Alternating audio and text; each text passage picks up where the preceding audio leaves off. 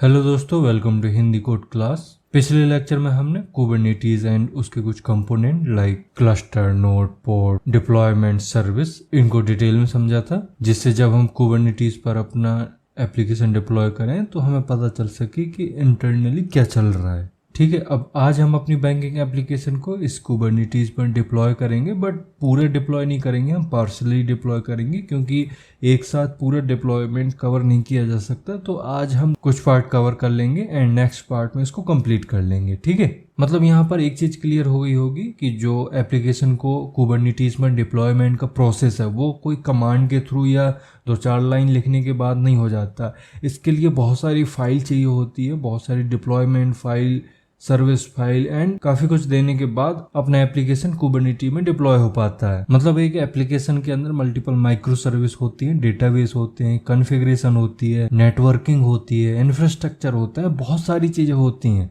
And in सभी के लिए कुबरनेटीज में अलग अलग फाइल क्रिएट करनी पड़ती है। मतलब कुबरनेटीज को अलग अलग फाइल में इनके बारे में इंस्ट्रक्शंस देते हैं किस तरीके से इसको डिप्लॉय होना है, देन जाके आपका डिप्लॉयमेंट कंप्लीट होता है। ठीक है, एंड यही वो रीजन है जिसकी वजह से कुबरनेटीज में एप्लीकेशन डिप्लॉयमेंट के टाइम पर उतनी ही फाइल बनानी पड़ती हैं जितनी आपके पास माइक्रो सर्विस है, डेटाबेस है एंड इंफ्रास्ट्रक्चर कंपोनेंट है। ठीक है, तो इस वजह से हम भी यहाँ पे मल्टीपल फाइल बनाएंगे। अब फाइल कैसे बनानी है, कहाँ बनानी है, उसके अंदर क्या लिखना है, कैसे कुबरनेटी को इंस्ट्रक्ट करते हैं, तो ये सारी चीज़ें अभी हम स्टेप बाय स्टेप देखेंगे।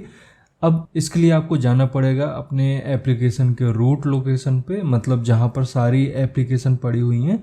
तो हम जाएंगे डेस्कटॉप में, इधर डेस्कटॉप के अंदर आते हैं, इसमें है बैंकिंग प्रोजेक्ट एंड यहाँ पर सारी आपकी एप्लीकेशन मतलब जितनी भी माइक्रो सर्विस हैं वो सब पड़ी हैं। ठीक है, अब यहाँ पर आने के बाद आपको एक फोल्डर बनाना है, मतलब जितने भी हम यहाँ पर कुबरनेटी से रिलेटेड फाइल क्रिएट करेंगे वो सब एक फोल्डर के अंदर रखेंगे। तो यहाँ पर हम एक फोल्डर क्रिएट कर लेते हैं, इधर न्यू में आएंगे एंड फोल्डर, इसका नाम दे दीजिए KB।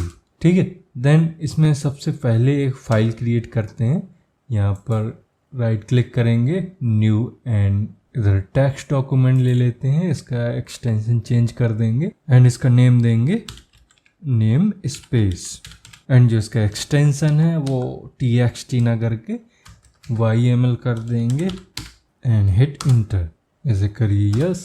ठीक है, अब इस YML फाइल में कॉन्फ़िगरेशन लिखने से पहले मैं थोड़ा सा इसके बारे में बता देता हूँ। मतलब आपके दिमाग में एक क्वेश्चन आ रहा होगा कि हम ये name space dot YML file क्यों बना रहे हैं, इसका यूज क्या है। तो देखो, मैंने आपको कल बताया था कुबरनेटी क्लस्टर में कि हम एक क्लस्टर के अंदर मल्टीपल एप्लीकेशन रन कर सकते हैं। मतलब बैंकिंग एप्लीकेशन है अगर आपके पास तो बैंकिंग एप्लीकेशन भी रन कर सकते हो, अगर आपके पास ई-कॉमर्स एप्लीकेशन है तो आप वो भी कर सकते हो, इसके अलावा आपके पास ब्लॉग एप्लीकेशन है तो वो भी आप रन कर सकते हो। इस तरह से मल्टीपल एप्लीकेशन रन कर सकते हो। तो इन एप्लीकेशन में यूज होने वाले रिसोर्सेज को लॉजिकली अलग अलग ग्रुप में डिवाइड करने का काम ये नेम स्पेस करता है। मतलब नेम स्पेस में हम एक नेम बनाते हैं एंड उस नेम का यूज हम इससे रिलेटेड जितने भी रिसोर्सेज हैं उसमें करते हैं। इससे क्या होता है, कुबरनेटीज को पता चलता है कि किसी स्पेसिफिक नेम का नेम स्पेस अगर आप यूज कर रहे हो तो वो लॉजिकली किस ग्रुप से रिलेटेड है।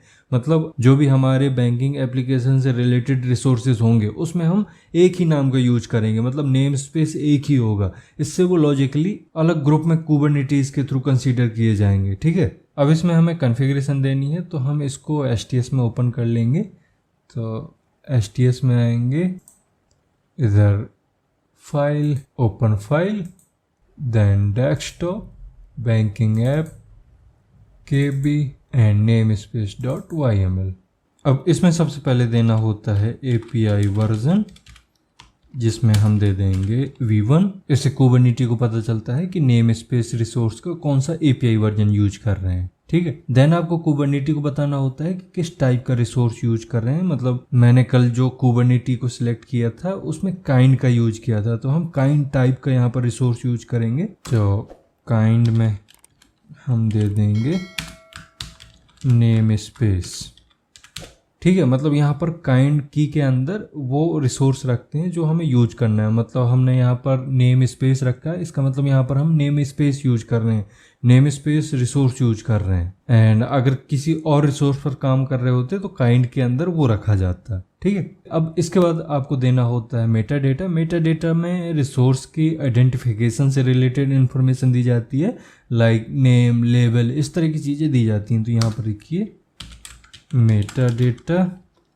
अब यहाँ पर एक चीज़ आप नोटिस करना, जैसे हम YML में इंटर हिट करते हैं तो ये एज अ टैब आगे स्पेस लेता है, मतलब YML में टैब सपोर्ट नहीं करता, तो यहाँ पर ये एरर देखने लगता है। तो इसका सॉल्यूशन क्या है?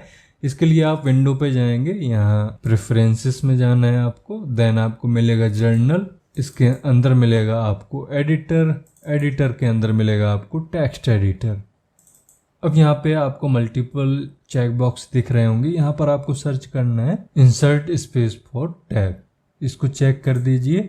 देन जो विथ है इसको कर देंगे हम 2, ठीक है, एंड इसको ओके कर देते हैं, मतलब अप्लाई, ये फिर अप्लाई एंड क्लोज, ठीक है।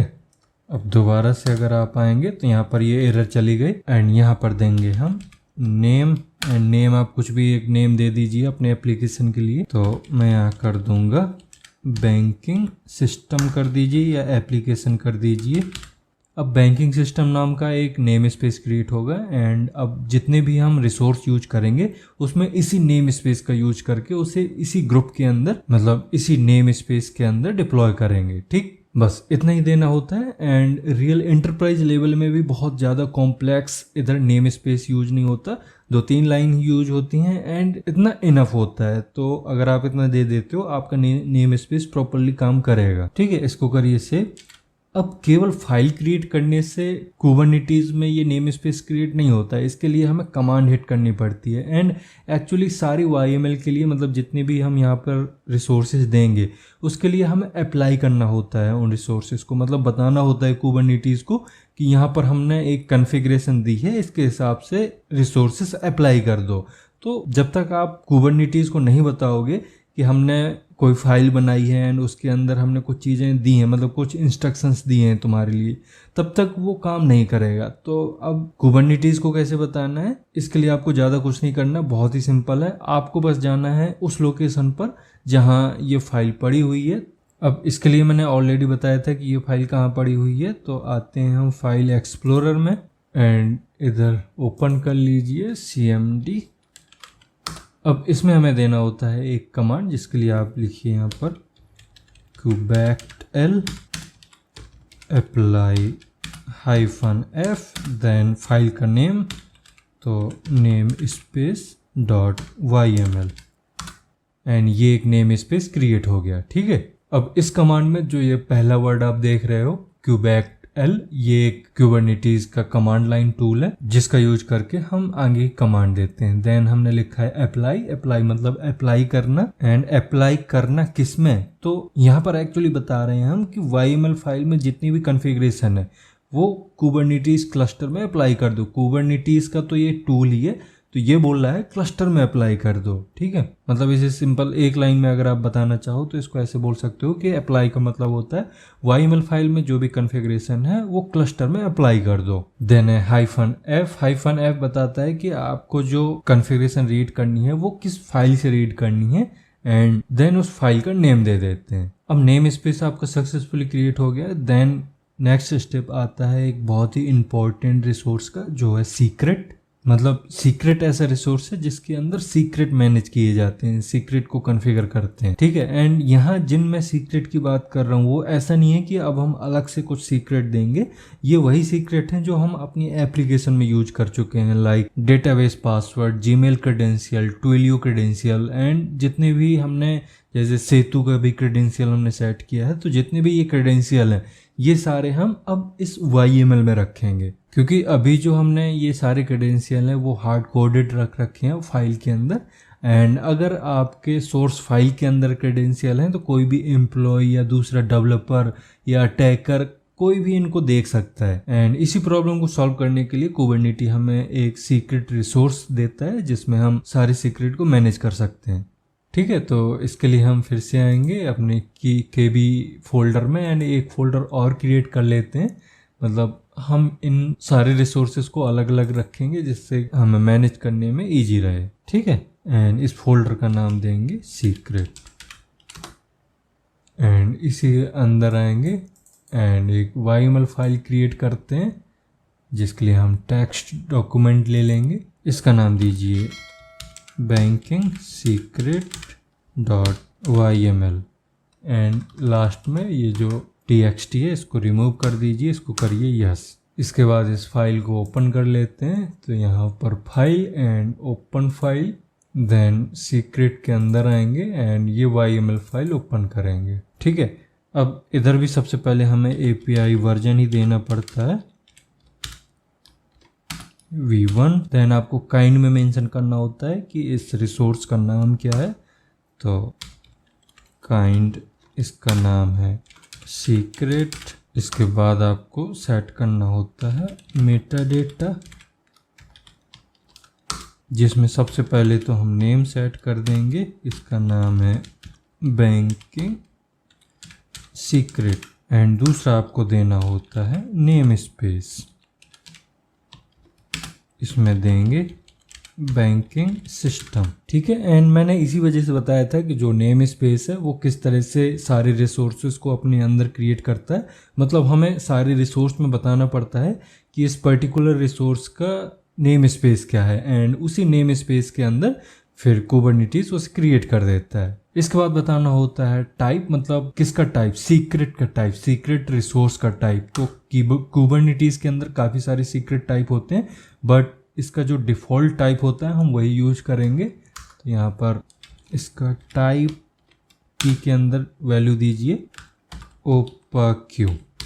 हम ये इस वजह से ले रहे हैं क्योंकि यहाँ पर हमें काफ़ी तरह के क्रेडेंशियल देने हैं, मतलब काफ़ी तरह के सीक्रेट सेट करने हैं। वो पासवर्ड भी हो सकता है, वो कोई की भी हो सकती है, कुछ किसी भी तरह का डेटा हो सकता है। तो सारे तरह के डेटा को स्टोर करने के लिए ये OPAQ को यूज कर लेते हैं। इसके बाद आता है इस सीक्रेट रिसोर्स का सबसे इम्पोर्टेंट सेक्शन, जिसे स्ट्रिंग डेटा बोलते हैं। एंड स्ट्रिंग डेटा के अंदर ही हम सारे की एंड वैल्यू, मतलब जितने भी क्रेडेंशियल हमने अपने एप्लीकेशन में दे रखे हैं की एंड वैल्यू में, वो सब कुछ इसी के अंदर देते हैं। तो यहाँ पर लिखिए स्ट्रिंग डेटा।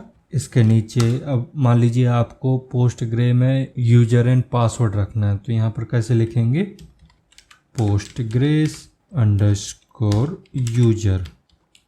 एंड हमने जो अपने एप्लीकेशन में postgre का यूजर दिया है वो है postgres। देन पासवर्ड के लिए भी हमें इसी तरह से लिखना पड़ेगा postgres अंडरस्कोर पासवर्ड। इसमें दे देंगे रूट, क्योंकि हमने रूट यूज किया है अपने एप्लीकेशन में, तो सेम पासवर्ड आपको यहाँ पर दे देना है। ठीक है, इसी तरह से जब हम OTP सेंड करते हैं किसी भी यूजर को, तो हमने Gmail का क्रेडेंशियल दे रखा था, तो यहाँ पर भी हमें सेट करना पड़ेगा Gmail यूजर नेम एंड जो भी आपका यूजर नेम है abcd@gmail.com जो भी है वो आप दे देंगे। इसी तरह से इसका पासवर्ड भी देना होता है आपको, जिसके लिए फिर से आपको लिखना होगा Gmail पासवर्ड। इसमें सेट कर देंगे 1 2 3 4 5 6 या जो भी आप देना चाहो, क्योंकि ये बहुत ही बड़ा पासवर्ड होता था। ये नॉर्मल आपके Gmail का पासवर्ड नहीं होता, ये Gmail का ऐप पासवर्ड होता है जो कि आपको Gmail के अंदर से ही मिलता है। एंड इसके बारे में मैं डिटेल में भी बता चुका हूँ जब हमने Gmail पासवर्ड सेट किया था अपने एप्लीकेशन में।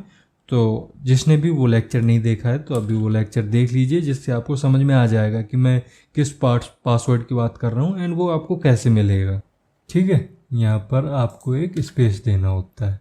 ठीक है, इसी तरह से आपको Twilio SID एंड टोकन भी देना होता है। तो इधर नीचे आएंगे एंड Twilio SID, इधर कुछ रैंडम आईडी थी आपकी। अब मैं ओरिजिनल आईडी तो शेयर नहीं कर सकता, बट आप अपने एप्लीकेशन में चेक कर सकते हो जहाँ पर भी आपने SID यूज की है एंड Twilio का टोकन यूज किया है, वहाँ पर आपको ये चीज़ें मिल जाएंगी। ठीक है, इसी तरह से Twilio टोकन सेट करना है, तो Twilio अंडरस्कोर टोकन एंड यहाँ पर टोकन की वैल्यू। ठीक है, एंड इसके अलावा आपको सेतु के क्रेडेंशियल भी देने होंगे। इसके अलावा जितने भी आपने और भी क्रेडेंशियल यूज किए हैं अपने एप्लीकेशन में, वो सब कुछ यहाँ पर डिफाइन करना पड़ेगा। देन जिस तरह से हमने नेम स्पेस के लिए अभी कमांड हिट करी थी, मतलब अप्लाई करा था उसको कुबरनेटिस में, उसी तरह से इसके लिए भी हमें अप्लाई करना पड़ेगा, मतलब वो कमांड हिट करनी पड़ेगी। तो अभी मैं एक एक तो हिट नहीं करूँगा, मैं एक साथ सारी कमांड हिट कर दूंगा। तो आपको ये भी क्लियर हो गया होगा, इसको करिए सेव। अब नेक्स्ट स्टेप आता है आपका कॉन्फ़िग मैप को कॉन्फ़िगर करने का। मतलब कॉन्फ़िग मैप भी एक रिसोर्स है, जैसे name space and secret resources है। बट यहाँ पर काफ़ी सारे स्टूडेंट का ये डाउट रहता है कि जो सीक्रेट है एंड कॉन्फ़िग मैप है वो काफ़ी ज़्यादा सिमिलर है, बट सिमिलर बिल्कुल भी नहीं है, दोनों अलग अलग चीज़ें हैं। एंड मैं तो कहता हूँ दोनों ही बिल्कुल अपोजिट चीज़ें हैं, क्योंकि जो सीक्रेट होता है उसमें हम वो डेटा रखते हैं जो सेंसिटिव होता है, एंड कॉन्फ़िग मैप की अगर बात करें तो कॉन्फ़िग मैप के अंदर वो सारी चीज़ें कॉन्फ़िगर करते हैं जो नॉन सेंसिटिव होती हैं। मतलब URL, host name, service and point, ये सारी चीज़ें हम कॉन्फ़िग मैप में रखते हैं। तो कुल मिला के कॉन्फ़िग मैप में हम ऐसी चीज़ें रखते हैं, ऐसा डेटा रखते हैं जो कि अलग अलग माइक्रो सर्विस के थ्रू रन टाइम पर, मतलब जैसे माइक्रो सर्विस स्टार्ट होती है तो उसी टाइम पर इनका यूज करेगा। मतलब जो कॉन्फ़िग मैप के अंदर हम कॉन्फ़िगरेशन सेट करेंगे, कॉन्फ़िगरेशन रखेंगे, तो उस कॉन्फ़िगरेशन का यूज जो बाकी की एप्लीकेशन है वो अपने स्टार्टिंग टाइम पे करेंगे। मतलब जब एप्लीकेशन स्टार्ट होगी तब उसका यूज करेंगे। ठीक है, तो फिर से आएंगे हम केबी लोकेशन में एंड एक फोल्डर और क्रिएट कर लेते हैं। इधर केबी के अंदर आते हैं एंड राइट क्लिक करके न्यू एंड फोल्डर, एंड इसका नाम देंगे कॉन्फ़िग मैप्स। एंड इसमें बना लेंगे एक फाइल, तो टेक्स्ट डॉक्यूमेंट लेते हैं, इसका नाम दीजिए बैंकिंग config .yml। ठीक है, एंड इसको ओपन कर लीजिए अपने STS में। तो फाइल में आएंगे, file open file, then KB, इधर आपको मिल जाएगा कॉन्फ़िग मैप, इसमें आइए, ये रही फाइल। अब इसमें भी आपको सेम वही चीज़ लिखनी है। सबसे पहले API version v1, then kind को बताना होता है कि इस रिसोर्स का नाम क्या है, तो कॉन्फ़िग मैप, देन हमें चाहिए होता है मेटा डेटा, एंड इसके अंदर दो चीज़ें देते हैं। सबसे पहले तो नेम में हम इसका यूनिक नेम देते हैं, तो बैंकिंग कॉन्फ़िग। ठीक है, इसके बाद नेम स्पेस, इसमें नेम स्पेस का नाम क्या है, हमारे बैंकिंग सिस्टम। अब इस कॉन्फ़िग मैप के अंदर जितना भी आपको डेटा देना होता है, मतलब होस्ट, यूआरएल, पोर्ट, जितनी भी चीज़ें देनी है वो डेटा की के अंदर देनी होती हैं। तो डेटा, एंड यहाँ पर दीजिए, सबसे पहले हम रेडिस होस्ट देते हैं, redis_host, एंड इसका नाम दीजिए रेडिस। इसी तरह यूरेका का URL भी आप दे सकते हो यहाँ पर, तो यूरेका URL, इसमें दीजिए http://eureka:8761/eureka।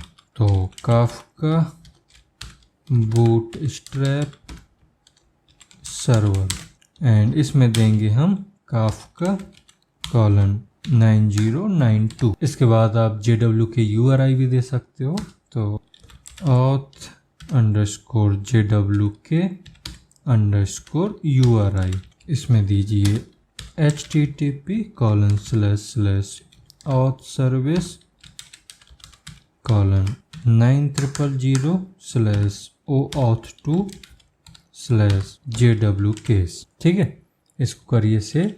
एंड ये चीज़ें आपको ऑलरेडी पता होंगी कि यूरेका का URL क्यों दिया है, क्या चीज़ है ये, काफका सर्वर क्यों दिया है, एंड JWK URI क्यों दिया है। ये सारी चीज़ें आपको ऑलरेडी पता होंगी, क्योंकि जब मैंने ये चीज़ें बताई थी अपना, मतलब अपने एप्लीकेशन में यूज की थी ये चीज़ें, तो मैंने एक एक चीज़ डिटेल में समझाई थी। तो अगर आपने प्रीवियस लेक्चर नहीं देखे हैं जहाँ पर मैंने इनको इम्प्लीमेंट किया था, तो एक बार आपको प्रीवियस लेक्चर देखने पड़ेंगे इसके लिए। ठीक है, तो आज के लेक्चर में अभी इतना ही रहने देते हैं, एंड नेक्स्ट लेक्चर में हम अपनी जो माइक्रो सर्विस है एंड इंफ्रास्ट्रक्चर सर्विस हैं, जैसे काफका हो गया, रेडिस हो गया, तो इनके लिए फाइल क्रिएट करेंगे, YML फाइल क्रिएट करेंगे, एंड अपनी माइक्रो सर्विस के लिए भी YML फाइल क्रिएट करेंगे, जिससे कुबरनेटिस को बता पाएंगे कि उसे कौन कौन से कंटेनर हैंडल करने हैं, मतलब कौन कौन से कंटेनर रन करने हैं कुबरनेटिस के अंदर। ठीक है, तो अब मिलते हैं हम नेक्स्ट लेक्चर में।